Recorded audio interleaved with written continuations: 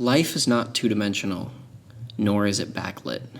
It's 3D, and it has beautiful graphics and complicated storylines, and it deserves to be engaged with. The human mind is wildly mysterious, complex, and powerful. Considering we all have and live with one, it's in our best interest to understand it, its capabilities, and its potential. Nat Lawson, today's guest, is on a mission to do just that. I'm weird, and I can do weird things, and it's kind of neat. I push my brain to its absolute breaking point. I try to get as much as I can into it or get out of it or anything, and then I perform it in sort of a theatrical context. And that's cognitive entertainment. Sharing his findings through performance entertainment, advocacy, and teaching, Nat has two simple encouragements. Think and care about the thoughts you have.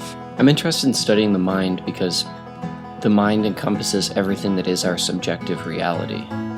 We really live in our own minds. At just 18 years old, Nat is the youngest ever certified hypnotist, performs live across the country, and is in the midst of developing an online course in memory techniques, many of which he'll use this summer as he attempts to break a world record in memorization.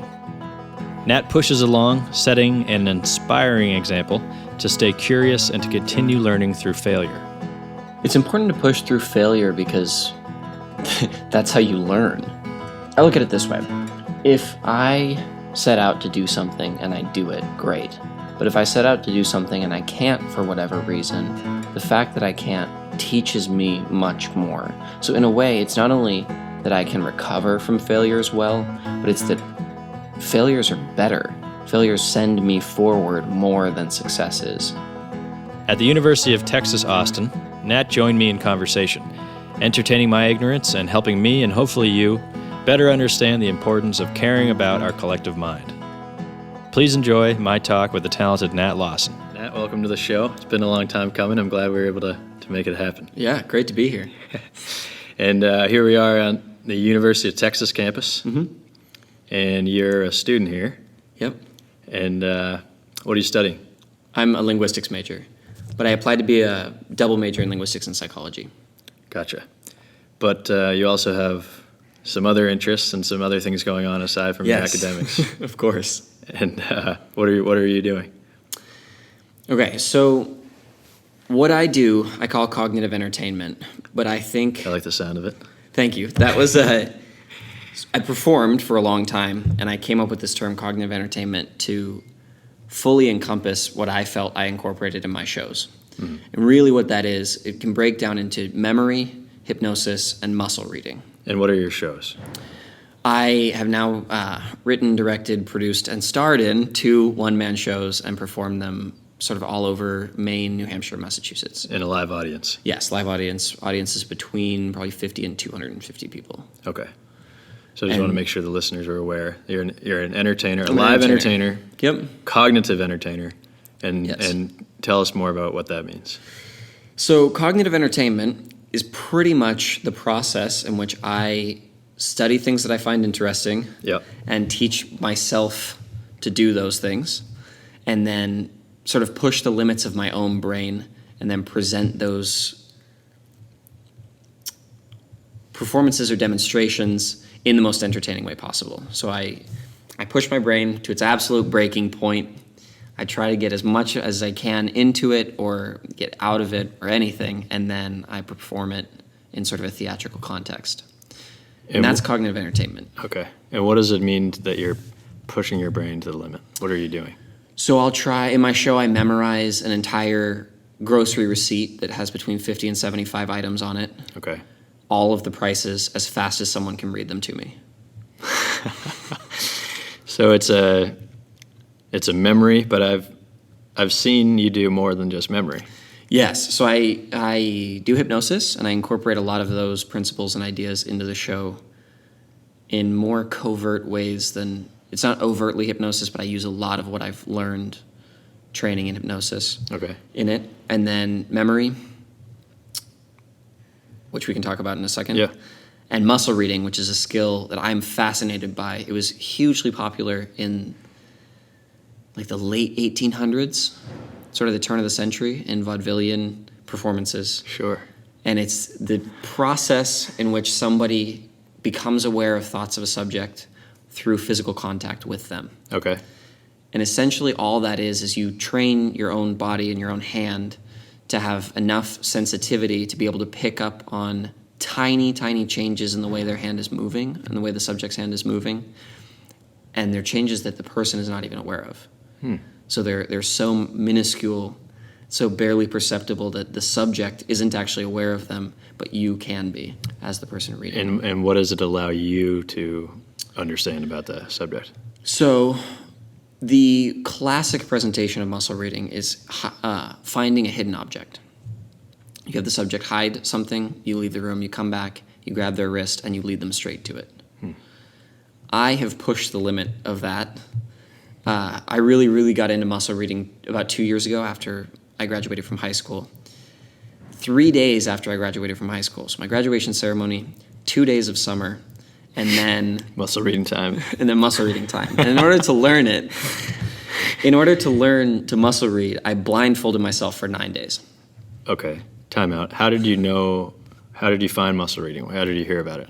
I found muscle reading through my studies of mentalism and sort of psychic entertainment and vaudevillian. And this was side reading on your own? Yes, of course. Yeah. All of Okay. it. So muscle reading, hypnosis. Go on. Sorry, I cut you off. So with muscle reading, you need to train your body and your brain to a level of sensitivity that doesn't normally exist. A couple of things went into this. There is a card shark who's blind, and he can cut a deck of cards to exactly any number of cards that you name. You say 19, he cuts 19 off the top. You say 24, he cuts 24 off the top. Wow. Incredible sensitivity, and he's blind. So that was in the back of my mind. Yep. Then I was reading about muscle reading. I was reading about how to learn it and the whole long process. Typically, it takes about 2 years to be able to get to the point where you can really, really perform it. Yep. And I saw a TED Talk about a guy, or given by a man who was born blind and could use echolocation to navigate through the world. Wow. And that blew my mind. Yeah. After watching that TED Talk, I realized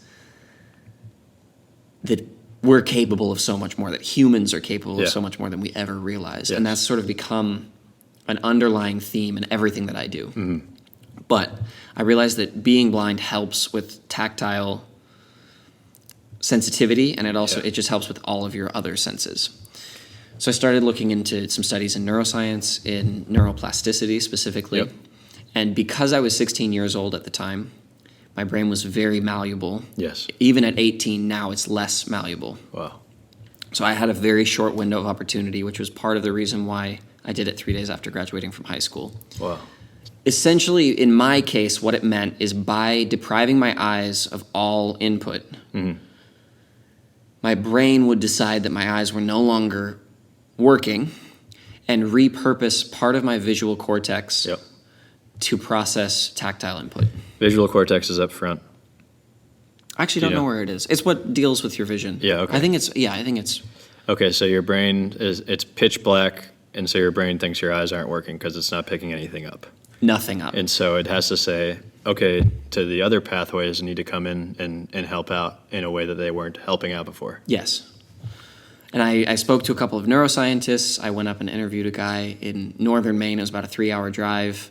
And I worked with 2 classmates of mine who had a very keen interest on videography and creating this kind of thing. And you made yourself blind for how long? It was great. 9 days. 9 days with the goggles for blindfold? Yeah. So because the whole idea is that you're tricking your brain, in a sense, into thinking you're blind, I couldn't see any light.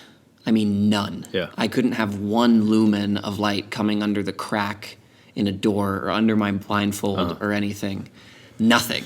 So it was really difficult. I came up with a fairly complex solution. Yeah. I had 3 blindfolds and a dark room to pull it off. Yeah. So I light-proofed a room in my basement using tons of plywood and blankets. There was a light lock with 3 hanging blankets that you had to zigzag through to get into the dark room. Yep.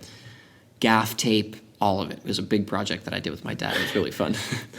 And then I had 3 blindfolds. 1 to sleep in, 1 to live in, and one to shower in. Yeah. The one to sleep in was pretty much a normal sleep blindfold that I would tape to my face before going to sleep. The one to live in was 2 blindfolds, tape over my eyes, black gaff tape over my eyes, and then a big blindfold over the top, Wow. just to be absolutely sure when there was a lot of light around. And the third were my shower goggles. Now, I took swim goggles, spray painted them black. I gave them 3 coats of black paint on both sides, and then filled them with felt, black felt.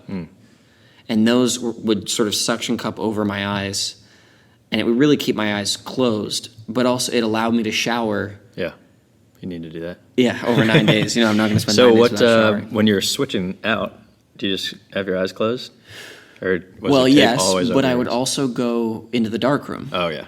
So every morning I'd wake up, I'd walk downstairs, I'd go into the dark room, I would take my sleep blindfold off, Gotcha. and put my shower blindfold on. Makes sense. I would then go up and shower. I'd come back down, take my shower blindfold off, wash my face with bowls of water and soap I had down in the dark room. Did you have someone leading you, or do you? No, it was all that was part of by it. feel in my house. Yeah, okay. And then I'd put my blindfold on for the day. Yeah. And then during the whole project, I didn't spend the whole time just sitting around. Yeah. I would go out on the street with my camera guys and I'd read people. And I pushed the limits of muscle reading to places that that I'm not aware of them ever having gone before. So by the end of it, I could divine a card. Someone could think of a card, and I would do a series of processes and get the color, and then the suit, and then the value. Yeah. And that got really, really consistent. I actually performed that on Good Morning Maine, which was a really fun time. I And bet. then towards the end, I started going after words, and I could get full words chosen out of a book. Guessing the word out of a book. Yep. Okay. People would just open up a book, Circle the word. look at a word, just look at one, Yeah. close it again. Just look at it. Yeah. Oh, yeah. And then did you tell them to keep thinking about it? Mm-hmm. Yeah. And I'd go for usually the first couple of letters, and then I'd go through the alphabet, and I'd have them think stop at a certain letter. Okay. Um, How did your perception of time, or I should rephrase it, did your perception of time change upon being blindfolded? Time wasn't one of the things that changed that stuck out to me. Yeah. I think that's the best way to say it. Yeah. Definitely changed. Things Yeah. went slower. Yeah. I was definitely alone with my thoughts more. Because there's fewer distractions. No distractions. Yeah. I mean, there was nothing. It was just, yeah. And being in the silence alone was scary. I Yeah. mean, blindfolding yourself for 9 days Yeah.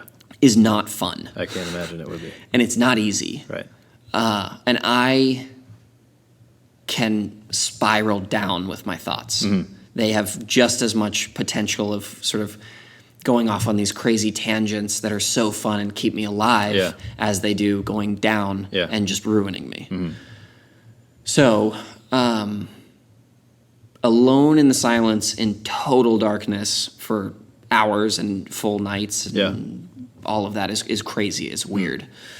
The other really difficult part is something that happened, and it's called, there's something called Charles Bonnet syndrome that happens with people who lose their eyesight.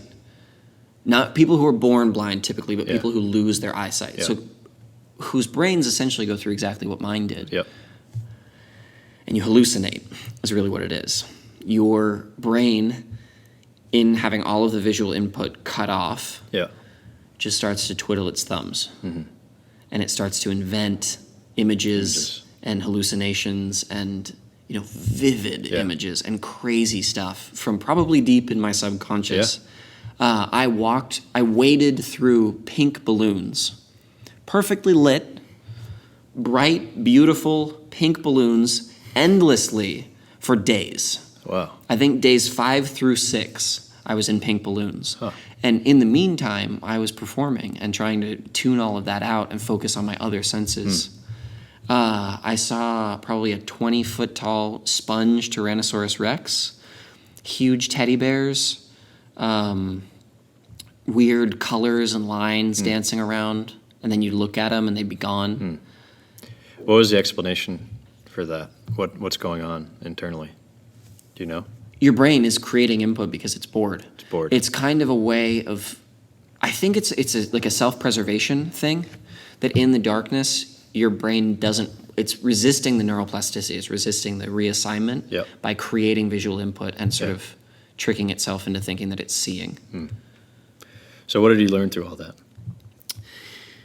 Well, other than learning how to tune things out and take more control of my brain and my thoughts and everything, I learned how to muscle read. It worked, was really the takeaway Yeah. from it. I condensed, by cutting off all my visual input, I condensed about 2 years of work, and pretty hard work, into 9 days of hard work. Wow. And had you started to try to do it without the blindfold, or was that when you first I started? did a couple of times, only to get a sense of it, and I couldn't do it at all. Oh. At all. I mean, it worked maybe 15% of the time. And then you had this idea to blindfold yourself. But that was your creative solution. Yes. And it worked. Completely, and it worked. Wow. And now, so one of the other big things was always what was going to happen when I took it off. So would I be able to accurately get words and objects and drawings and cards and everything, and then take it off, and in 3 days would I be back to square one? That was a real possibility, and luckily it hasn't happened. Wow. Since blind, I lost probably 10% of my sensitivity and have since regained it and have probably gone further just with repetition. Have you done it again in any capacity, the blindness, intentional blindness? No. No. Nor do I want to. Yeah. I got what I want out of it, Yeah. and I got to know myself a little bit more. I bet. And Have you That's done any meditating? Or Yes. Yeah. On a regular basis? Does that compare at all to being blind and being having to face your thoughts without being able to distract yourself? Is it similar? that's an interesting question. I've never thought about that, actually. So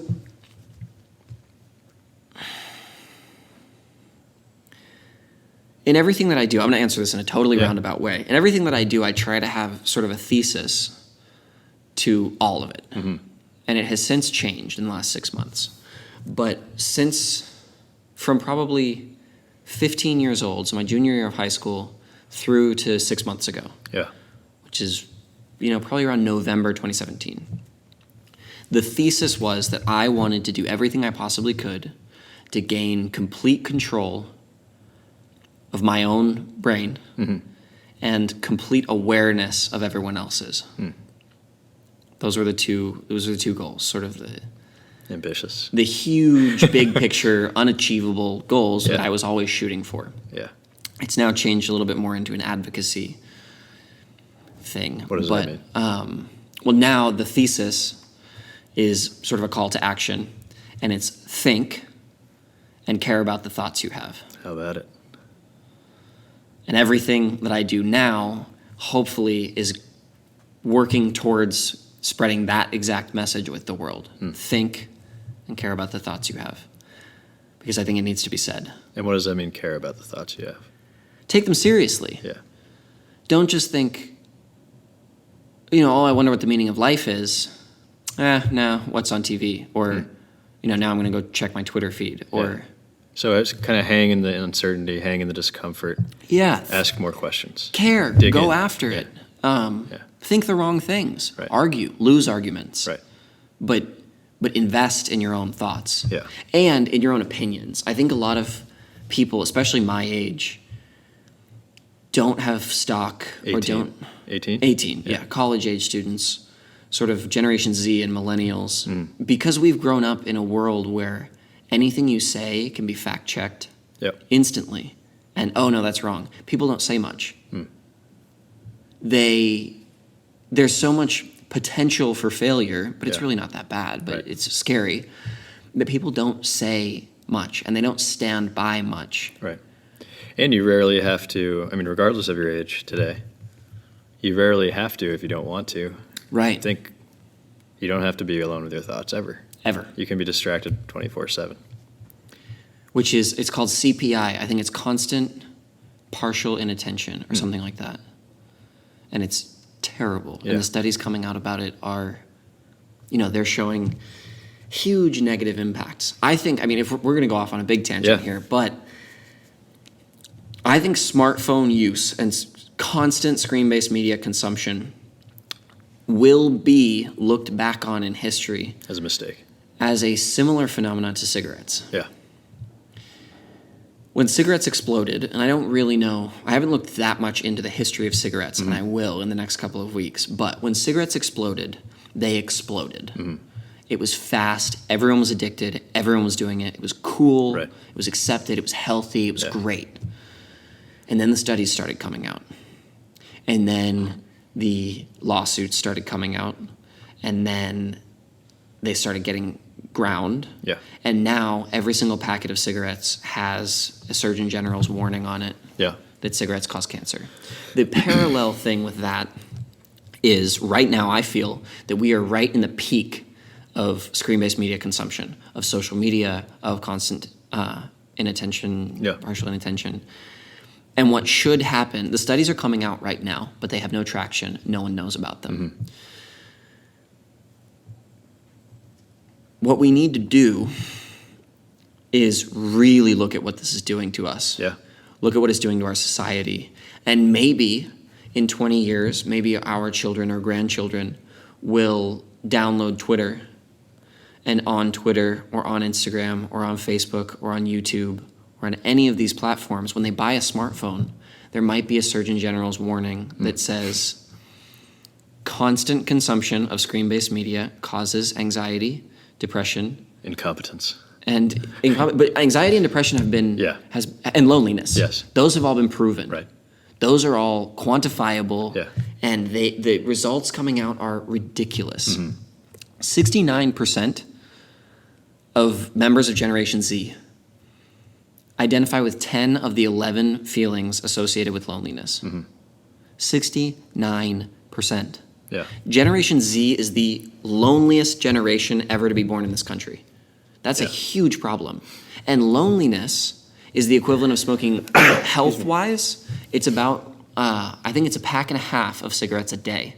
The measurable negative impact that loneliness has on health. These things are dangerous and they're serious and no one's talking about it. Yeah. Well, I mean, those are all very serious implications. Emotionally, of course, but those aside, I mean, try for one day turning your phone off and figuring out how to get somewhere. Yeah. Or thinking about how to find something out without looking up on the internet within having the answer within 2 seconds. Right. You think cigarettes are addictive. Yeah. Yeah. I mean, you become inept in a lot of ways because you never have to figure those things out on your own. Yep. What I tell people to do, so months ago, I had this idea called One Day Sunday, which was a campaign where I would advocate for people turning their phone off and putting it away, getting it out of sight on Sunday. Right. One day Sunday. Yeah. A day a week where you don't have your phone. I like to do that. It's really hard to do. Yeah, it is. I did it for a couple of weeks. Very difficult. Yeah. It was difficult for me, and I'm really not connected to my phone. Yeah. So now I've broken it down into a couple of different things. And what I advocate for now is do not disturb mode. If you put your phone on do not disturb, you go to your notifications. Right. They don't come to you. So it's and that's a big difference. At its best, it's a very useful tool. Right. At its worst, it's a distracting, isolating. Yeah. At its worst, it's a device that allows you to never use your brain in more than a surface capacity until you die. Right. I mean, it is a life waster. Yeah. God, yeah. So that's where we get into advocacy. Yes. And then that's your newest. So think, care about your thoughts, and dig into your thoughts to think more constructively and more deeply. Yes. Yeah. Completely. Yeah. And then I've remodeled. So I come up with a new name for what I do all the time. Yeah. Because I constantly outgrow the names I come up with. Right. So I was a mentalist, and then I was a mentalist hypnotist. Yeah. And then I was a mentalist hypnotist memory athlete. Yeah. And then I thought, that's way too much. Came up with cognitive entertainment. As soon as I came up with cognitive entertainment, I've started expanding past entertainment into performance and entertainment, Yeah. advocacy, and teaching. Okay. So Hang on for I one think sec. I need Go a ahead. new name Yeah. to hold all three of those things, but I don't know what it is yet. So let's break it down real quickly. What is a mentalist? A mentalist is a performer, and it's purely performance, and they use psychological or pseudo-psychological techniques and principles to make a show, essentially. But it's very similar to magic. Does muscle reading fall under mentalism? Yes. Does magic or mind reading fall under mentalism? So mentalism is pretty much every single way you can possibly create the illusion of mind reading. Okay. And then what's hypnotism is when you basically Hypnosis put me is into a something trance. totally different, That's when you yes. put the subject into a trance, Right. essentially. And hypnosis is widely misunderstood. Yeah. Well, I'm glad that you mentioned that, because one of the things I want to talk about is the misconceptions Yes. of all these things. I'd love to talk about that. But go on. So mentalism, hypnotism, cognitive entertainment. That's the trajectory of. Yes. Okay. And cognitive entertainment encompasses all three of those things. Okay. But I've also phased out almost all of mentalism. Okay. So within mentalism, there are a subset of things that are 100% real. Mm-hmm. A lot of it is either embellished upon using theatrical principles or completely theatrics. But you Within- admitted that I've seen you perform, and you say from the beginning that you're not doing anything. I think that sense changed. I think you saw perceptions. Okay. Anomaly is a little bit different. Okay. So within mentalism, there's a subset of things that are 100% real, and I do those things mostly. That's really what I made cognitive entertainment out of, and that's another reason why I named it a new thing. Yeah. But I sort of use what I learned about performance and performing all of those, and then I take the real techniques, the real abilities, and I make a show out of it. And the show is mostly me telling my life story and then lifting the curtain on what I'm actually doing. Cool. How long are the shows? Nominally is 2 hours with a 15-minute intermission after the first hour. Wow. Long time. Yeah. And it's you, and walk me through what happens. I walk on stage. It's just me. The set is really simple. It's an easel and stage left. There's an easel with a whiteboard on it, a couple of markers. Yep. And then stage right is a single table it's divided down the middle. It has 2 styrofoam cups on it and 2 signs that say life and death. That's the whole set. And a chair sitting behind it. I walk out on stage. I start talking. I say when I was 6 years old, I thought I was a sociopath. That's the first line. After about 5 seconds, there's the applause when you walk out, and then I wait 5 seconds, which is a long time on stage. Yeah. And then I say, when I was 6 years old, I thought I was a sociopath, which is true. I actually convinced myself that I had never felt a single emotion in my life up until that point at 6 years old, even though that's ridiculous. Yeah. And from there, I go on to tell 4 different stories that all bring me from 6 years old Yep. up to present, essentially. In the first act, I tell 4 different stories that all build upon the fact that I'm weird Yeah. and I can do weird things, and it's kind of neat. Yeah. Then there's intermission, and then the entire second act is, well, the first paragraph of what I say in the second act is scripted, Okay. and about the last paragraph is scripted. But there are 35 minutes in there that is just improv. It's just me. I look out at the audience, and I do my best to explain what I see when I look out at an audience of people. Wow. For 35 minutes. And 35 minutes is ambitious. That's a long time. I have cut it short before. I've gone over before. You've messed up.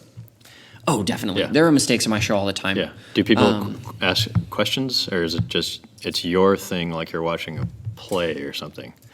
And People come up on stage all the time. then okay. So in the first piece, 6 people are involved, then 4, then 1, and then 1. So that's 15 people Yeah. in the first act. And then in the second act, I probably get about 20, 25 people involved. Okay. So I'm working with people, but Yeah. it's not necessarily like a question and answer. Well, and board. you're reading the audience. Yes. Yeah. And are you showing that? What are you looking for? Anything I can possibly say. Give me an example. Home addresses, PIN codes. So you say, "Hey, buddy, I know your address." Yeah, or your PIN code or anything. But it's all... So this is something I've never told anyone this before. Yeah. I twist a little bit. I have a very trained memory, enough so that I'm going for a world record probably this summer, which is very nice. It allows you to do stuff like see momentarily that someone had a camera when they walked in. They put it in their purse.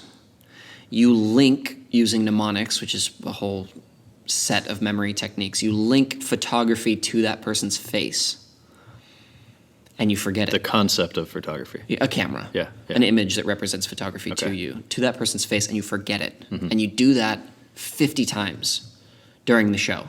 You just link. It's Yeah. like I'm harvesting information the Yeah. entire show Through images. while performing. Yeah. And then during the second act, when I start really reading people, I set it up, and then I just look out at the audience, and I'll see someone's face, and that mnemonic will come back. And then I'll use different linguistic techniques called cold reading that psychics use, and salesmen use them. Yeah. They're common to embellish off of and kind of extrapolate off of photography. I know that's a hit. I know they have a camera in their bag. Yeah. I then can talk about how they started photography, which is a pretty common story, and I can tell this whole story About and the there person. are ways you can affect the way they react using linguistics, using sort of speech techniques Yeah. to get that to look like you're a psychic and you know everything about that Yeah. person, and you can get them to walk home. I mean, you could go home and hack everything they own and take their life. Yeah. But it's making little hits into way bigger things. Yeah. Yeah. So that makes me want to know, or want to ask you more about memory, which Yeah. I wanted to get to, is the basics of remembering something. There's what's memory 101 look like? Okay, so always there are things, I have everything going on at once, and then there are focuses, obviously. Blind was the focus on muscle reading. Yeah. Then it transitioned into hypnosis, and I trained and became the youngest ever certified consulting hypnotist with the National Guild of Hypnotists. Congratulations. Thank you. That was fun. And then since then it has transitioned into memory, Yeah. not by choice. Funny story. I got to college. I had just gotten my certification. Not very long ago. A year ago. Yeah, Less. a year ago. Yeah. Last August I got to college, late August. I got my certification in July, so it was just a month. July No, I got 2017. I got my certification August 4th, 2017. And I was 18 years old in 5 days. Which is the youngest ever, and it's a 12-day training program, and you have to be 18 to start it. So I kind of cheated and got it early. And then how do you It's kind how of do you pass? You have to unbeatable. You take an hypnotize exam. the exam. You work with real clients. Yeah. And you do a series of different programs with them. And you have to prove that you hypnotize somebody. Yes, completely. And there's you have to somebody get, You have watching to you. get results, not Right. only that, and then you're working with a certified instructor within that organization. And what is the clinical purpose of that? Oh, using consulting hypnosis, you can help pretty much anything. PTSD. Yeah, but that's like you need a lot of experience to start dealing with stuff like that. Gotcha. I started really small. I came to college and I started a little practice where I helped pretty much just friends and people who lived in my dorm Yeah. with stress management and sort of test preparation. And a lot of it's teaching breathing techniques. People don't know how to breathe. Breathing helps a lot. Meditation, again. Yes. Yeah. The only difference that I can see between hypnosis and meditation is intent. Huh. Meditation is auto-hypnosis, Yeah. which is where you hypnotize yourself. Yeah. But instead of going in and trying to get something, So I'll hypnotize myself to create catalepsy or to affect my heart rate. What's catalepsy? Or something, stiffness, really, really stiff. Meditation is more just like upkeep. You hypnotize yourself, you check in with what's going on in your subconscious mind, you check in with what's going on in your body, you sort of acknowledge all of it. Yeah, without you trying to acknowledge all of latch it. You maybe focus on one or two things that you want to focus on, and you come out of it. Hypnosis is sort of like a very specific, almost subconscious surgery where you're going in and you want to change one thing and you come out. Gotcha. So as a hypnotist, your job is really only to walk someone through the process of auto-hypnosis, which is very, very similar to the process of meditation. And I was doing things like having people relive memories, going off on crazy fantasies in their uninhibited imagination, because you can kind of shut off the conscious mind and let the subconscious go crazy. So you have access to things, you have awareness of things, you can go back and relive stuff. And then I also I gave a lot of people anchor points, or anchors, which is where you associate something using essentially what boils down to classical conditioning, but because hypnosis is what it is, you can create classical conditioning in one go. One repetition and they have it forever. So there are people who go to UT who can at any time press their two fingers together and they feel an intense wave of calm come over them. Because you showed them the way. Because of one hypnosis session. I can put that in about a half an hour. So calmness is the goal. Yes. Yeah. Control. But that was the only thing, that was what I dealt with. Yeah. You can do power, you can do energy. I had one person who made a fist and then would release the fist and there was just energy that would come out, like focused, good energy into the body. But that can be misconstrued. If I'm starting to talk about energy, I don't believe in like chi or energies or vibes or any of that sort of pseudoscience psychic stuff. Yeah. When I say energy in that way, it's really just, it's the feeling of energy going through your body. Well, I was going to say, okay, so it's an objective feeling versus a subjective feeling of I feel great, I feel powerful. Because can't you subjective make yourself... feeling, not objective feeling. Okay. I'm not giving someone an actual real thing into their body. You're helping them think. Yes. With power or with calm. Gotcha. So super useful. Incredibly useful for anything, and no one knows about it. Right. You can take pretty much any phobia, deconstruct it, and truly fix it. Phobias are just about the only thing that can be fixed. Yeah. In an hour using hypnosis. So tell me about that. Say I'm afraid of cats. So you do a classic induction. I did something called an EKG induction most of the time. You have somebody look at a point. You have them focus on their breathing, and then you walk through progressive relaxation. Yeah. Just very talking to them in a calm way for a long time is essentially what it is. 10 minutes. Then once you get them into a state of hypnosis, you test it by getting some either a response or numbness or something. You test where they are, and then you have them. You pretty much ask them when their phobia started. And 9 times out of 10, they can tell you exactly when it started. Yeah. And 9 times out of 10, they can't tell you before they go into the session, or the one they tell you is wrong. So you clear their mind, you allow them to focus purely objectively without, I don't want to really remember that or anything like that. And they become aware of the origin event. Yeah. Then you do something called a reframe, where you walk them through the imagery of their current self consoling their younger self that was in that situation. And you say, if you could go back and you could talk to your 5, your 10, your 12-year-old self and console them, what would you say? And you allow them to come up with the solution. Yeah.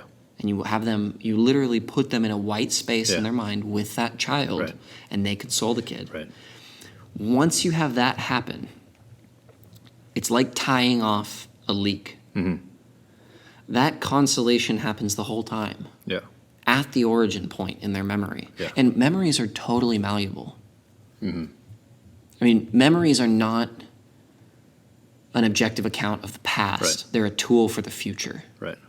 A subjective account. So, it's totally subjective. And the only things that are remembered are things that are useful. And that ties into a lot of what the transition was. So anyway. Well, and the system thinking that it's useful to have a fear of something in anticipation of some bad outcome happening Right. again. Because there's a bad response. Yeah. But weirdly, having someone walk through the process of consoling their younger self does just about as much good as if it was actually real and someone had consoled their younger self. And Well, once because you're removing yourself from it's no longer you, you're Right. looking at it objectively and saying, oh, of course, we don't need to be afraid of this thing. Yes. And this is what I would tell my friend, or better, this is what I'd tell my younger self. My younger self. And then now that younger self is Okay. okay. And as soon as you take that, as soon as you reframe the origin point, Mm-hmm. the whole thing collapses all the way through their life. What do and you mean the fear goes away? Yeah. Yeah. But it's like dominoes falling. Yeah. As soon as you take away that first one, every other time the person was afraid of heights, or every other time they're afraid of cats, in Right. our example, the same process is applied. Mm-hmm. And they can walk out and they can go pet a cat. Yeah. I mean, it's ridiculous. So they're facing, to use a cliche, they're facing their fear, right? Mm-hmm. But they're facing actually what their fear is. Yeah. In a way, in a safe, controlled environment, with me sitting there, not physically, but essentially holding their hand through the whole process. So I ran my hypnosis practice for a while. I had 17 clients coming back, which is a pretty good number. Yep. I was busy then. That was this year. Yeah, that was this year. Students. And then, all students, all who live in my dorm. School did not like that. Yes. I got an email, and then a real letter, and then another email from the Dean of Students' office. Essentially, the UT legal system's version of a summons. I had to go in front of the Dean of Students, and I was instructed to stop. Not your typical disciplinary action against a college freshman. Completely, right. And they said they didn't necessarily have a problem with the fact that I was doing hypnosis. Yeah. They had a probably very justifiable problem with the fact that I was running a business out of my dorm. Charging people. Yeah. I think they might have had a problem with the hypnosis if I wasn't charging people. That's just a sense. There's nothing behind that. Even though you're certified? But because there was money, that was an easy thing they could just point to and shut it down. Gotcha. It was fine. They were justified. Yeah. They were respectful. Why is that justified? What's wrong with running a business? I mean, it comes down to boring laws like zoning and then liability. Who has the liability? But there's college bookstore as a business, right? Yes, but it has insurance and stuff. I'm just curious. I think it's just boring business stuff. Yeah. I took it as sort of a sign that I needed to refocus for a little bit. Yeah. I mean, it was rough for about 2 weeks. I was mad. I was it's sort of frustrating. disappointed. Especially with that momentum. And it And it was just working. been taking off, and it was working, and I was getting really good results, and then it just, bang, shut down. But you pivoted. I pivoted, and I focused on memory, which has been the primary focus since then. Yeah. It's probably since October of last year. Yeah. And it's a great focus to have. It comes down to what is a fear and what is memory. Yeah. And we've touched on that a little bit so far. Yeah. But memory is only useful if your brain, which is not you, and I always use your brain, and people think that's kind of funny, but your brain isn't you. No. Your brain is very, you are a film. You don't really exist. You are a film of consciousness floating on your brain. Right. On your subconscious mind, even below that, on like the primal, on your brain stem. And if you ask someone where is Nat, Right. probably say somewhere around like the middle of your brain between your eyes, Yeah, more or less the prefrontal cortex. Right. And then you have, which is your critical thinking portion of your brain. It's the newest part of the brain. Yes. As evolutionary terms. that's sort of the human part of you. And then there are the mammal parts and the reptilian parts, which is amygdala. which is a really, the really fear. simple way of thinking about Yeah. it. But you aren't necessarily your brain. Right. Your brain has to figure out that it's important to memorize if you want to remember it. So fear is something that your brain completely thought, okay, that's worth remembering. Yeah. Because that could kill you in the future. Yes. Bad outcome. Or that could, your food could be rotten. You could be sick in the future. Yep. That kind of thing. Useful. useful. It's dark in the woods, so I'm not going to go alone because I might get mauled. Right. And then there are sort of predisposed, like snakes are very aversive to us because of the environment in which we evolved. But then there are things that are conditioned. Yeah, heights. Heights is built in, right? I think so, but you can really, there are usually events that conditioned that. Okay. Anyway, your brain decides it's useful to remember. A phobia is when your brain decides that something that shouldn't be scary is. Oh. All a phobia is an unjustified fear. And what's unjustified is totally culturally dependent. Yeah. Public speaking. Phobia? More phobia because there's no real danger. Yeah. But most of our fears, luckily, in this society are phobias. Because there's not necessarily... A lot of our fears are not life-threatening. Without going off on too huge of a tangent in this direction, public speaking is legitimately scary because ridicule is legitimately scary. Okay. In that, it can reduce your ability to be biologically successful. Right. You're ostracized. Right. And if you're ostracized, your genes don't go on into the next gene pool, which is as good as dying in evolutionary terms. And that's built in. Procreation, pass it on, is built in. So that everybody has an inherent interest in doing But being ostracized is legitimately scary. Yeah. Being ridiculed is legitimately scary. Losing faith, or face, not faith. Yeah, trust. All of that is really, really scary because Socially. evolutionarily speaking, not reproducing is dying. Yeah. Your genes die. Right. So you could have been killed by a snake, you could have starved to death, or you could have been ridiculed and not reproduced. On your own. Yeah. Anyway, your brain deems what's important to remember or not. Mm. This is something I've been doing for about 2 years now, and it was on the back burner for a long time. And then when my hypnosis practice got shut down, I thought, okay, time to bring it to the front. Time to really dive into this. It's a field of study called mnemonics. Mnemonics are, first of all, incredibly powerful, unbelievable. I think even the fact that we don't use mnemonics in everyday life is even more shocking to me than the fact that we don't meditate and we don't use hypnosis as a society. Yeah. Because it's ridiculous. Your brain deems what's important to memorize, to remember. Yet we try using totally futile, stupid methods to memorize things that aren't important to us personally or our brains. Flashcards shouldn't exist. Rote memorization is a totally broken method based on a flawed concept of what it is to remember something. And perhaps a flawed education track that tells you to memorize test answers? Well, I think memorizing things is totally useful. Okay. And we should memorize a ton. But not in a flash. So I didn't mean to interrupt. Not in a flashcard sense. Not in a flashcard sense. Yeah.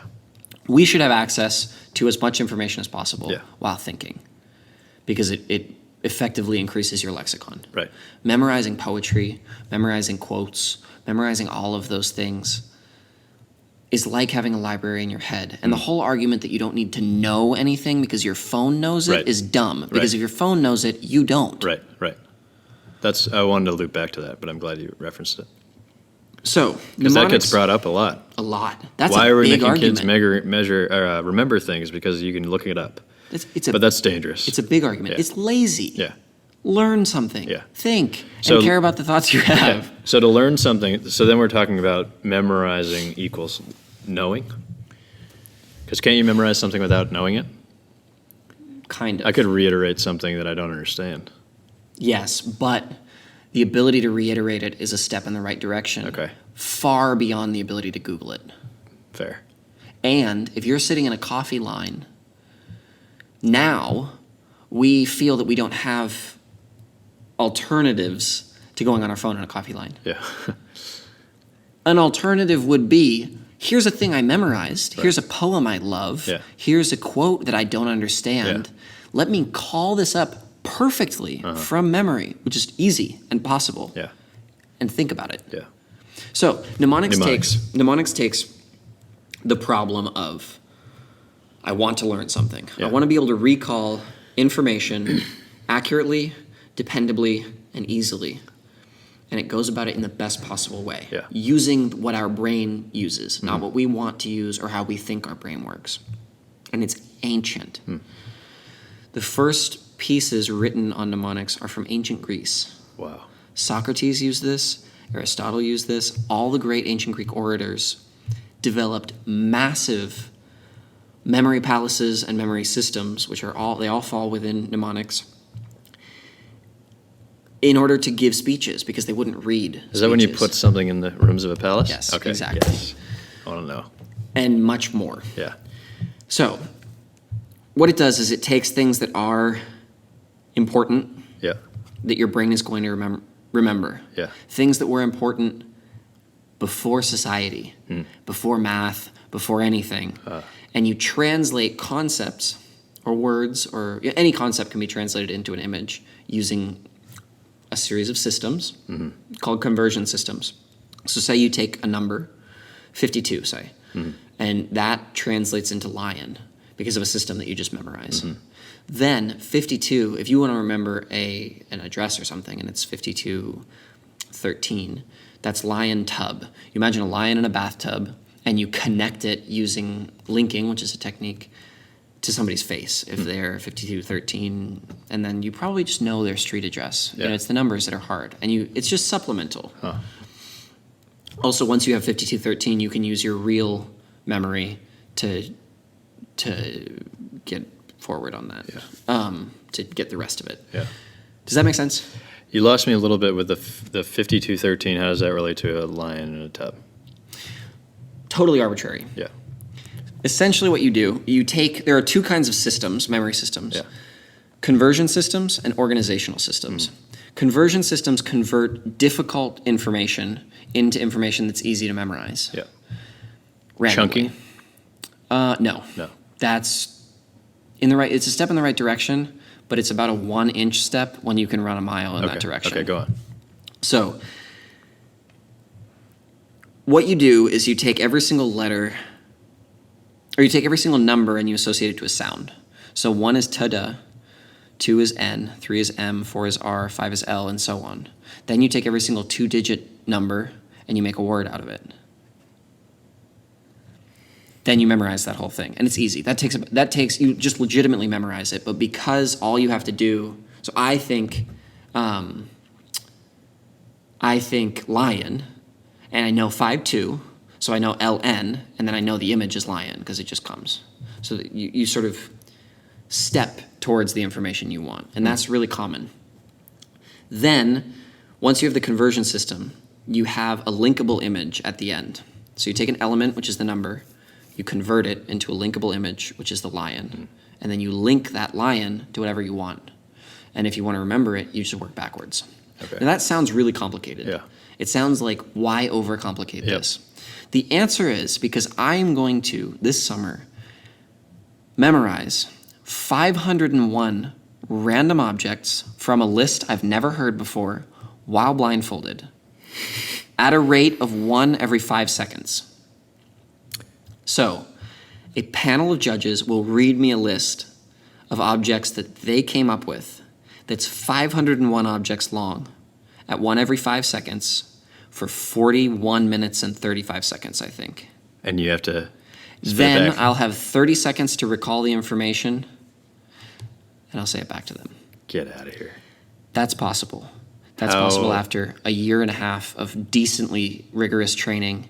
It's possible to put an entire page of notes into a mnemonic system in 15 minutes, walk into an exam, and read those notes kind of for the first time while taking the exam out of your head. Yeah. I mean, it feels like cheating. Yeah. But it's learned. And not only is it learned, it's better because it's organized. Yeah. If you were to learn those notes with rote memorization, it would be like throwing them into a bucket. Memorizing them with mnemonics is like putting them in a filing cabinet. Yeah. They're ordered. You can They're get them whenever you specific. need them. You can get them whenever you need them. They last pretty much forever. Yeah. You can delete them if you don't want to know them anymore and you want to use that system for something else. You just delete them. It's ridiculous. Okay, so and no one is doing it. So help me understand. So if let's pretend simulate you're in the test, and I'm saying pen microphone, banana. Yep. What's happening with those three objects as I'm saying them? So it depends on the size of the list. Okay. If we were to do 20 objects, I have a system that goes up to 20 called the rhyme system. Okay. 1 is gun, 2 is shoot, 3 is tree, 4 is door, 5 is dive, 6 is trick, 7 is heaven, 8 is gate, 9 is wine, 10 is pen, and so on. They all just rhyme. It's really easy. I can teach that to you in about 10 minutes. Yeah. When you say, I actually didn't encode those, so I totally forgot what you said. You said banana last, but that's just normal memory. Pen, microphone, banana. Okay, pen, microphone, banana. Pen, I'd imagine a pen down the barrel of a rifle, because 1 is gun. Okay. Microphone, I would imagine in a shoe. And my shoe, I always use the same gun, and I always use the same shoe, and I always use the same tree, and I always use the same door. So they're very developed images. Yeah. I know these images almost personally, like they're in my real life. So So the shoe is it's a dirty Converse All-Star. they rhyme, objects that rhyme with the numbers. Number. So Yeah. what that is a conversion system called the rhyme system Okay. that translates the numbers, the positions, into images. And you can always remember the numbers, and then therefore you can always remember the images, and then therefore you can So always what remember happens, in what the this image. looks like typically, and I've done it a lot, and I can do it if you want right now, but Yeah. No, you don't have to. what it does is you have somebody read a list of 20 objects at about that speed. Yeah. You wait an hour, you do the whole interview. I actually wanted to do this, but I forgot, and Yeah. we're gonna move on. all right. But then I say name a number 1 to 20, and you say 17, and I tell you the 17th object. Okay. Because they're all connected to the position. So what rhymes that's- with 17? 17 is dry clean. Dry clean. Arbitrary. So you would picture the 17th object in a dry cleaning room or something like In a dryer. that. Yeah, 15 is lifting, so it's the Statue of Liberty. I mean, it's all just kind of fun, arbitrary Did you make stuff. those up? I have changed a couple, but the rhyme system is a Okay. fairly known thing within the world of mnemonics, which is kind of an oxymoron because nothing is fairly known in the world of mnemonics. I've heard this before. When you're trying to remember, for example, it sounds related, a grocery list. Yes. Let's say I need to go to the grocery store and get eggs, spinach, and peanut butter. Yep. I might picture a large oversized egg taking a bath of spinach, eating peanut butter. So it's kind of a ridiculous image. And now when I'm walking around the grocery store, that's there, and I can't forget anything. So That's exaggeration, but I can't forget those 3 items. Oh, you can't forget them. Yeah. You can't. Yeah. It's learning to delete information is more difficult than learning to put it in, and I teach it. So in the last 7 months, really the last year, I've been working on an online course teaching this. Great. And teaching this specifically for college students. Okay. Now, but for everybody. For I mean, it's everyone. all the same Yeah. techniques. College students just have an intense need for this. So I have been developing this course, and I was looking for a market, and I thought maybe I'll go to corporate. I've done memory seminars for a couple of corporations before. That was really fun. They're really lucrative. Thought maybe go to corporate, and then I sort of thought about it for a couple of weeks, and I toiled away at one little piece of the course, and then I thought, what am I doing? I am sitting here surrounded by 50,000 undergraduate students Who have to learn. who all they do is memorize. Yeah. That's it. But the wrong way. But the wrong way. Yeah. A way that's, if I had to guess, the way Unreliable. people memorize things now is probably about 15% as effective as mnemonics. Yeah. So if you can, I can teach through, in this online course, it's very difficult. It's becoming sort of the bane of my existence. but Creating getting it. it done. Creating Creating it. it. It's Yeah, so yeah. much more difficult than I thought it would be. But I can teach college students how to memorize things about 8 times more effectively. Okay. Why is it difficult? What is more difficult? Creating an online course? Well, I have no experience teaching. I have a little bit of experience teaching, but very, very little experience teaching. I have no experience creating videos myself. All of my videos up until this point have been produced by other people, and I just kind of star in them. So I'm now taking on everything to do with cameras and microphones and video creation and video editing. I'm learning all of that from YouTube, essentially, and Time other intensive. online courses. And mnemonics this is the biggest one. Mnemonics has never been organized Right. as a field in a way that I feel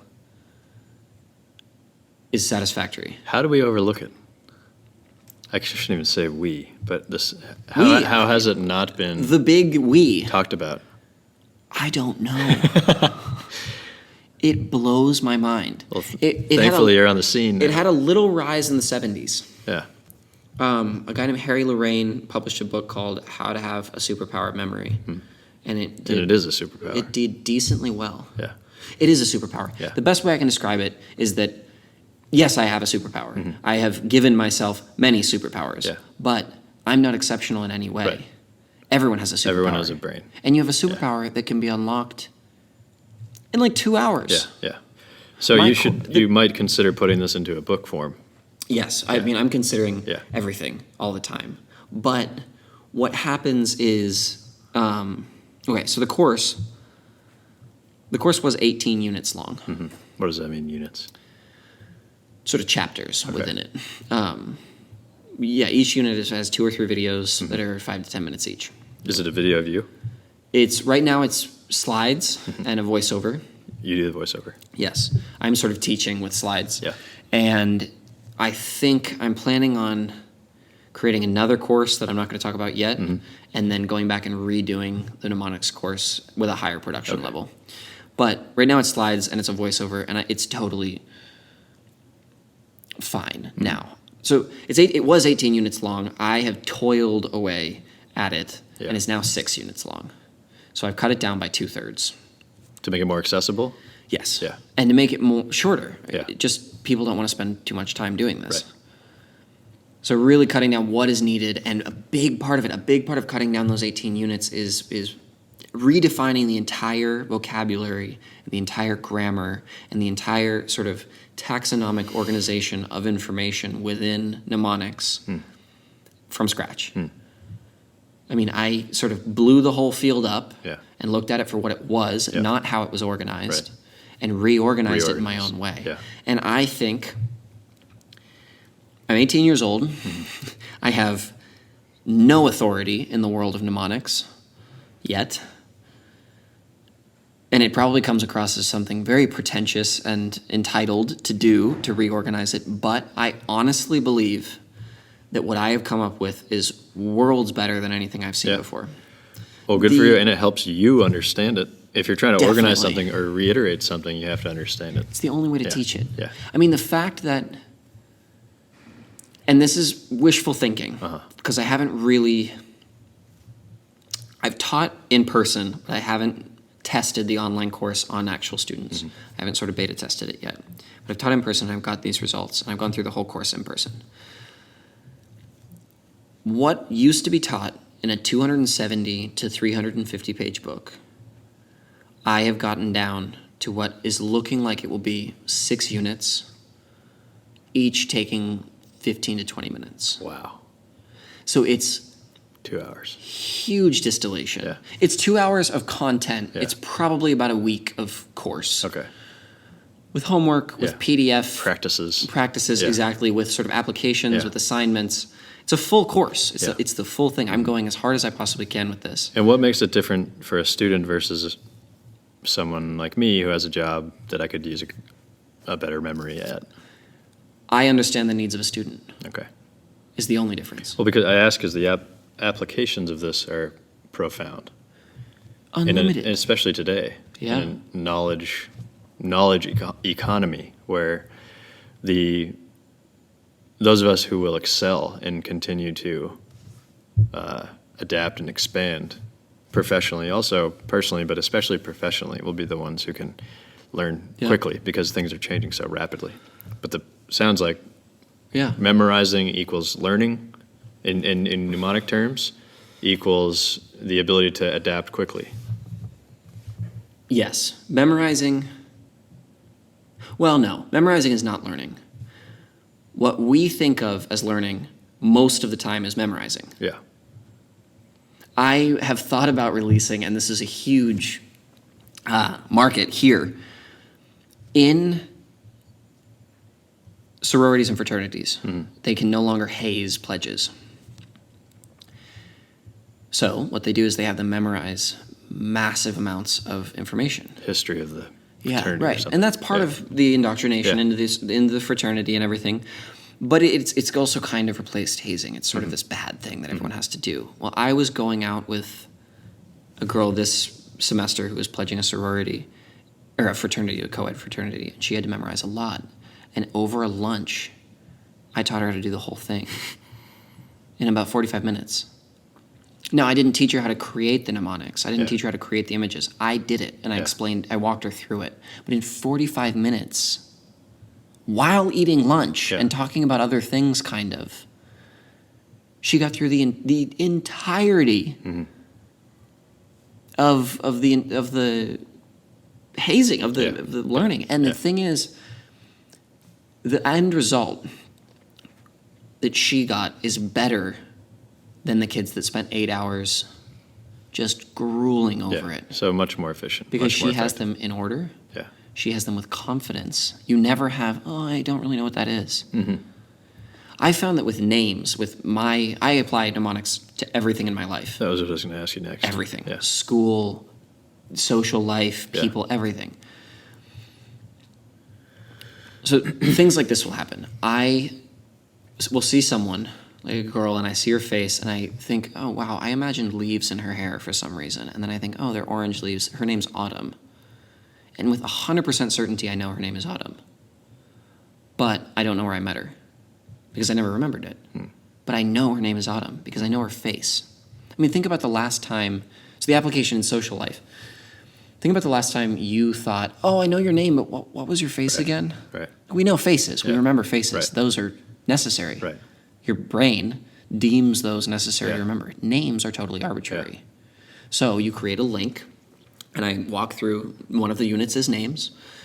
The difference, though, is that with mnemonics, I don't have to say, hey, I think we met. Was your name Autumn? I can say, hi, Autumn. How are you? With 100% confidence. And it doesn't mess up. Yeah. You don't make mistakes if you can do it well. Yeah. And that's ridiculous. That's one of those little tiny things. It's a 5% adjustment in how you live your life that to build rapport. Suddenly, I mean, without getting too manipulative of other people, suddenly she feels respected, important, remembered. Right. Sometimes you actually, if it goes too long, they feel like you stalk them. I mean, I've overstepped from, I met somebody in a speed friending. I met a girl named Kat in a speed friending thing at orientation. And about 2 weeks ago, so 10 months after, or 9 months after, I just said, hey, Kat. And she didn't like it. It was weird, yeah. But I would much rather have that than the classic, oh, I'm terrible with names, I'm so sorry. And then everyone thinks, oh, okay, I'm not important to you, and they check out. But my course walks through, there's the introduction unit, and then it walks through the basics of linking, where I teach my own technique for strong links, for what I feel yield consistent, dependable, strong links. And that entire technique is called the PA-Gov technique. And then I talk about building your own memory palace. I talk about names, and I talk about the general application of mnemonics to everything. Yeah. And that unit has been the most difficult to work out. The idea being that I don't use systems or even palaces as much as I use this general application. Essentially what it allows you to do, and what I've learned to teach, is to take a concept and use your creativity and imagination to represent it with an image. Yeah. Then use your creativity and imagination to what happens is you translate the concept and you translate the name of that concept to both into images, link those two, and then you just kind of go through the arc either way. And on exams, unfortunately with multiple choice exams, for our education system, it's unfortunate. For me, it's very fortunate. And for anyone who takes a mnemonics course and has multiple choice exams, that's all you have to do. I mean, link concepts and names that was at least 90% of my introduction to biology class this semester. And I went to syllabus week, and I read the book, and I went to the exams, and I never went to a single class. Wow. So give me an example in that context of something you memorized. Okay, so Bergman's rule in biology is the rule that organisms higher in latitude towards the poles are larger and have smaller surface area to volume ratios, which pretty much means they're larger and more compact. Bergman, I thought of as a berg, an iceberg, and a man. So you imagine a big man standing on the frozen corpse of a little man who's skinnier on an iceberg. And for me, that doesn't necessarily work for anyone else, but for me, those two concepts are fully connected. Yeah. And the beauty of it is that I know the concept. I understand it. Yeah. It's just typically it would be lost in memory. Yeah. That image only provides a link. Right. It's not all stored there. Yeah. It's just like a route to it. Right. And then you get to where you would have gone and what you learned. Right. And there are studies that show, this is also crazy, and it has to do with why rote memorization is so broken. We think of memorization as moving information from sort of working memory or thought into memory. And it's totally not that. If you learn anything, it's memorized. The task is creating a route so you can get it out. Right. So learning, if you learn anything, it's memorized. Forever. But memorization is not learning. Yes. If you memorization is the ability to recall learned information. Okay. And in order for it to be learned, it sort of you have to have fully comprehended it and be able to kind of bring it to life in an applicable way. That's definitely one of the best ways to do it. Yeah. So I think about that, and I think of, okay, so then Allen's rule is a very similar rule, and they're in a same place kind of in my head. And in the textbook that I read, the example for Allen's rule was a jackrabbit versus a snowshoe hare. Allen's rule is that appendages are shorter at higher latitudes. So I think of a jackrabbit with Allen wrenches for ears, and that's all it takes. So I think Allen's rule, Allen wrench, oh, that's that jackrabbit and the snowshoe hare, and I understand the whole concept. People understand concepts, though. Yeah. They get it. If you get it in lecture, what you need to do is like drop breadcrumbs for yourself so you can get back like Hansel and Gretel.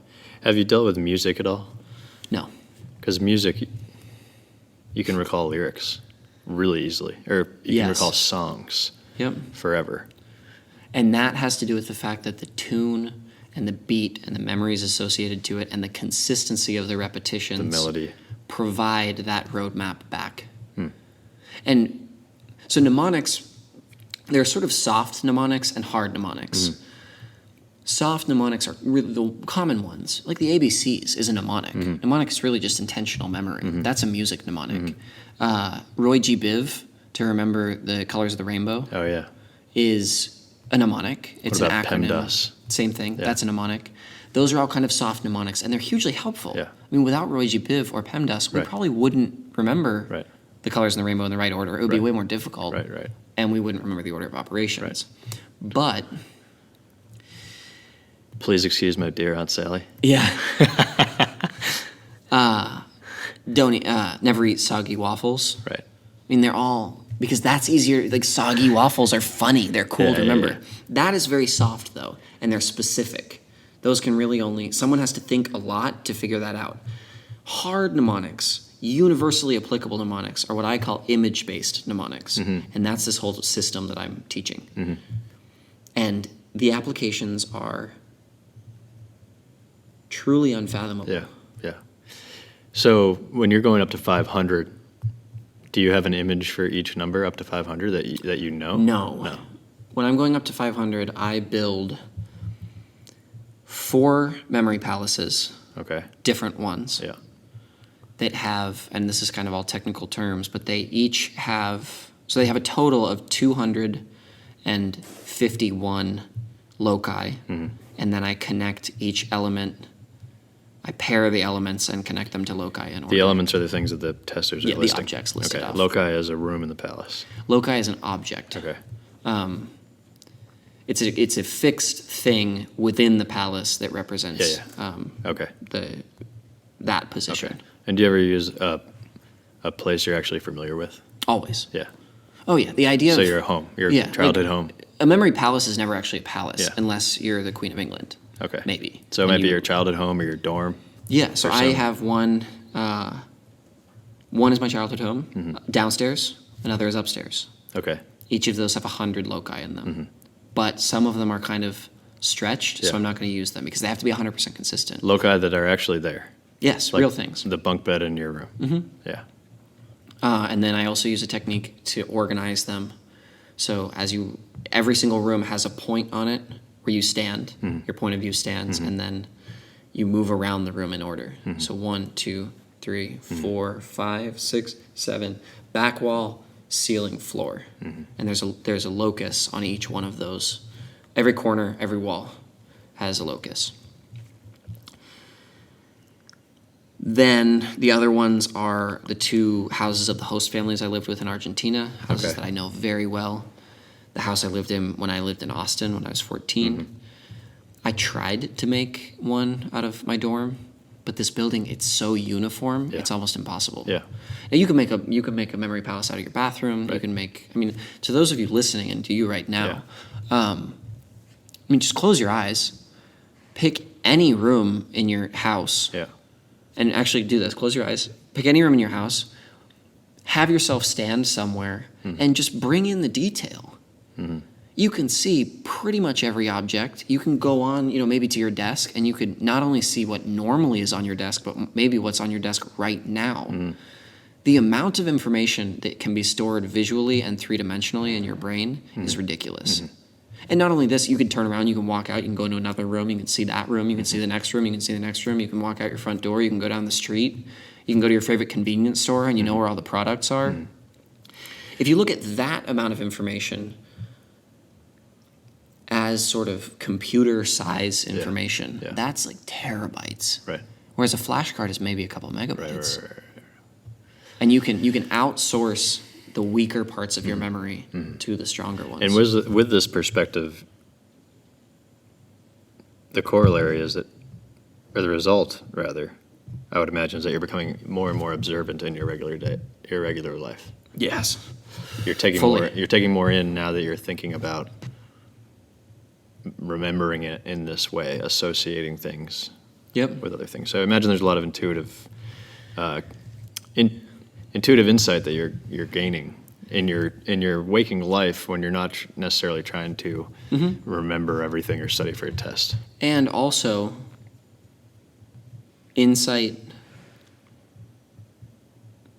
or awareness of what you're going to remember. I know if I'm going to forget something. Yeah. I know the moment if I meet someone and I don't make the association and I forget their name, I know the moment I forgot their name and I feel it go and it's gone. Wow. But if you dive into anything, you become aware of it more deeply. You could go into, you could learn chess and you know the moves, but you can spend a life learning chess and you can learn sequences and everything. Right. Memory is the same way, as it should be, as one would expect. Yeah. As you dive into memory, you get good at memory in general. And then mnemonics are like this tractor you can just hook yourself to and it pulls you wherever you want to go. So let's rewind. 6 years old, you thought you were a sociopath. Yeah. What were some of your earliest memories of, because you were interested in magic. You had a lot of sort of inherent curiosity about things. Walk me through kind of how you ended up here. Okay. I have always been obsessive to a ridiculous degree. The only difference in my life, probably after 14 years old, is that all of my obsessions have been on a theme. And they've been moving forward. when I went through probably 2 years of absolute obsession with peregrine falcons, and I can still talk to you about peregrine falcons for a heck of a long time. Then it was the northern short-tailed shrew, Sure. as one does. Then it was the North American wolverine, and then an orca for about a week. That one was really short-lived because people had done it. People already knew about orcas, and I thought, So it was intuitive, but it was also, you sort of had to qualify why you were interested in it. Yes. Yeah, to yourself. Completely. I mean, I have under my bed in Maine, which is where I grew up. Yeah. I have full plastic bins full of notebooks that are full of notes about the northern short-tailed shrew and peregrine falcons. Yeah. And terrible writing with completely dyslexic spelling and like backwards letters and stuff on lines about an inch tall. And the motivation was that it was Interesting. interesting. Why? Because it wasn't yet studied, or just because? Just because. Just because. That's I'm still fascinated by it. The northern short-tailed shrew yeah. is probably one of the most screwed up animals that exists. Yeah. It has a venom Yeah. that doesn't kill its prey, but it paralyzes its prey. So what northern short-tailed shrews do is they go out and they bite frogs with this venom. They then drag the paralyzed yet alive frog into their den, and they keep it alive. And they pretty sick. eat parts of it the whole winter While it's alive. while it's alive and paralyzed. Torturous. And in excruciating pain because its muscles are going through anaerobic respiration the whole time. Why doesn't it just kill it? Because the meat stays better if it's longer, Wow. if it's alive. Yeah. And And when it I eats- said why were you interested, I wasn't Because saying it's fascinating. No, I wasn't I mean- saying I don't think it's interesting. I was just Right. curious if you had a system for allowing yourself to explore something. No, never Okay. have. Yeah. It's just, It's intuitive. yeah, I might Yeah. go back to the northern Yeah. short-tailed shrew. Who knows? Yeah. It's not only intuitive, I don't know what to do otherwise. Yeah. Yeah. I mean, this isn't an option for me. It's just, that's what you do. Yeah. That's yeah. what I do. Yeah. Yeah. And then so it went from animals to that evolved. Yeah, so then when I was 8 years old, I got a book for Christmas, Joshua Jay's Complete Course in Magic, and I started doing card tricks, and that fed into sort of interest with sequences of cards and memorizing cards early. I mean, probably by 10 or 12, I was memorizing sequences of cards. Didn't know how. I was looking at a bunch of different ways to memorize them. Found mnemonics. With that in mind, with a card trick in mind. So, I had this idea. I wanted to make a card trick where you'd show a shuffled deck of cards, but that shuffled order was a very specific predetermined sequence. Then you would go through about 10 different shuffles that were all doing almost algorithmic changes to the order of the deck. In the end, you'd spread them out, and it would all be in new deck order. Be perfectly organized. So it was like unshuffling a deck. Yeah. And in order to create a trick like that, I mean, I have notebooks full of just ace of hearts, 2 of diamonds, 3 of clubs, 8 of spades, going through and working backwards through what those shuffles were going to be and what they would do. And that fascinated me. That's probably one of the most boring card tricks one could do. Yeah. But it was really, really interesting to me. Yeah. So from there, it went into mentalism. From mentalism, it went sort of through mentalism to hypnosis. Memory was all along for the ride Right. and has been a massive part of my shows for a long time, Right. and then has now, for the first time, been my primary focus Yeah. in the last couple of months. And then performatively, I'd imagine you've evolved as well. Oh, yes. Yeah. And, Completely. Yeah. And what are the key components of doing that well, do you think? Being genuine Yeah. is it. Yeah. Because people are rooting for you in the crowd. Yes, but not inherently. They're also probably skeptical. Yeah, people inherently kind of want to see me fail, and they're shocked when I do. and then they realize they don't want to see me fail. Right. And they don't care that they did. And they're probably shocked that you don't care that you failed Yeah. because you keep moving forward. Right. I'll be going for the name, somebody's, the name of somebody's husband, right? Right. And I'll write down on a notepad, and I'll write John. Yeah. And then the guy, he'll say Stephen. Yeah. And I go, well, that's not what I got. Right. And you move on, Yeah, and yeah. it's fine. Yeah. So that was a big realization, just being genuine, telling real stories about my real self and my real life, and giving as much of myself to the audience as possible. Yeah. I learned. Yeah. But then also, Vulnerability. through all of these, through this kind of core obsession,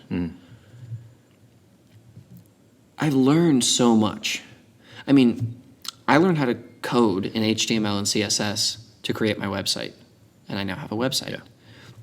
I learned photography to take pictures for my Instagram to promote my brand, and now I love photography. Yeah. And I'm doing most of the production for all of this. Yeah. I learned Video production, Yeah, Audio video production.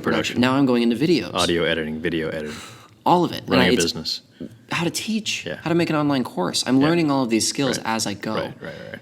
Public speaking. Proactivity. Uh, Yeah. being able to do an interview at a decent level of Yeah.